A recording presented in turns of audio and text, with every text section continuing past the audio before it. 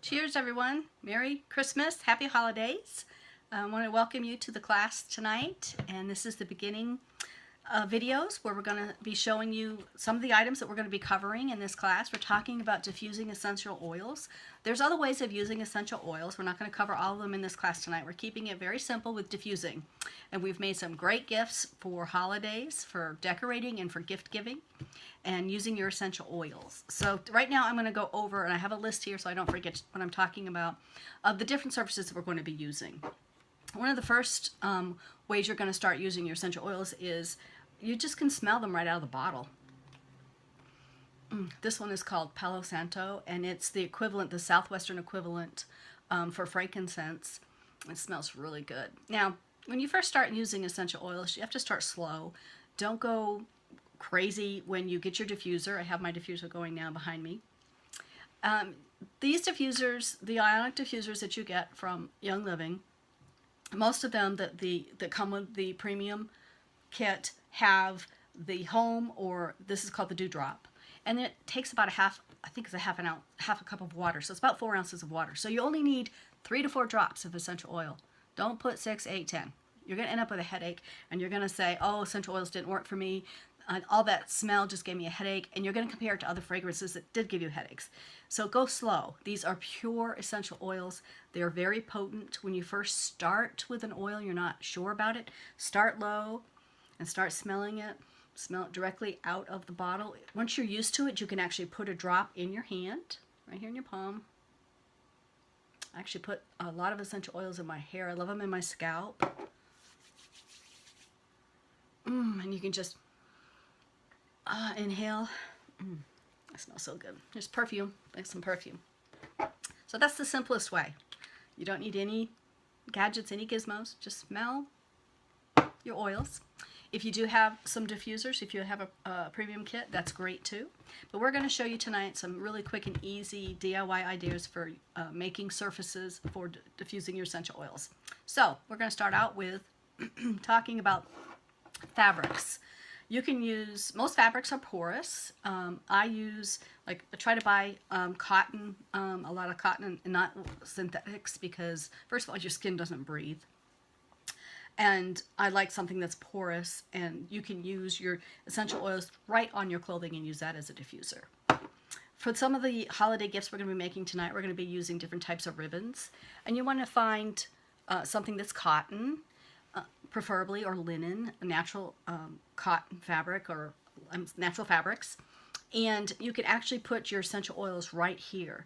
So right now, everywhere, including in Young Living, we have in the holiday catalog, it's called scent sticks, and they're to make your artificial decorations smell fresh. So, but I've seen them in the stores, I've seen them at Michael's, I've seen them at Bed Bath & Beyond, and when you look at the ingredients, one of the first things you see is fragrance. So it's a real pet peeve of mine, because fragrances can really do a number on your chemical makeup. And people that are having issues with toxins and with estrogen, especially men and women and children, we have way too much estrogen because of all the plastics and all the toxins. Fragrance is something you really, really need to avoid if you can.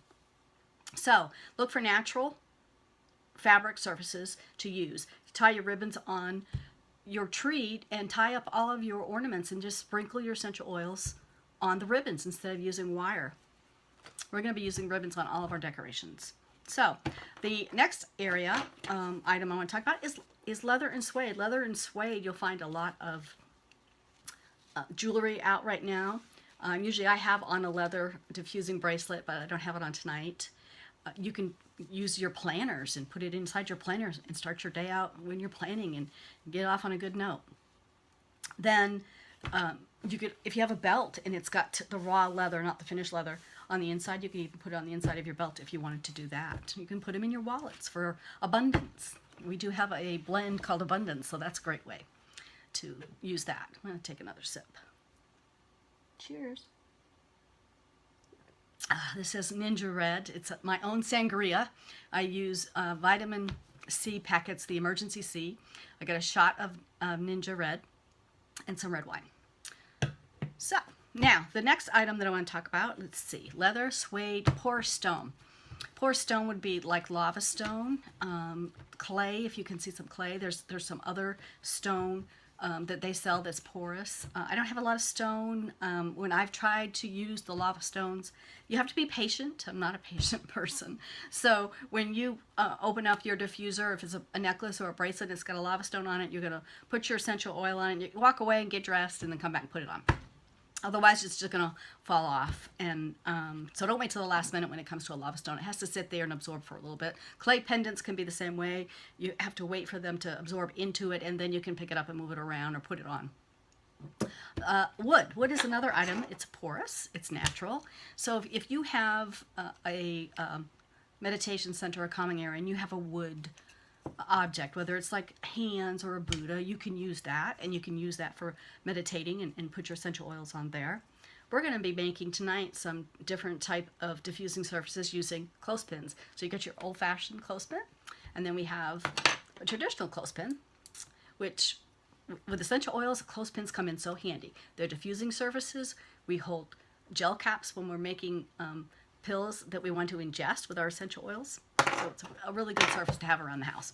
And they're really inexpensive. You can buy packets of them at $1. Another area that's porous is corks. And we're going to be working with some corks tonight. Of course, I have a lot of corks on hand because I do care for wine.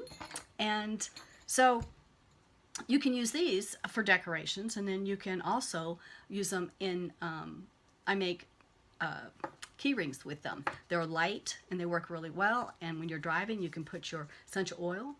If you don't have an opening that's cut and it's soft, I mean it's hard on this side, then just like your porous stone, you want to put a drop on there and let it go. I've got to talk faster. We're going to get this video done in 5 minutes.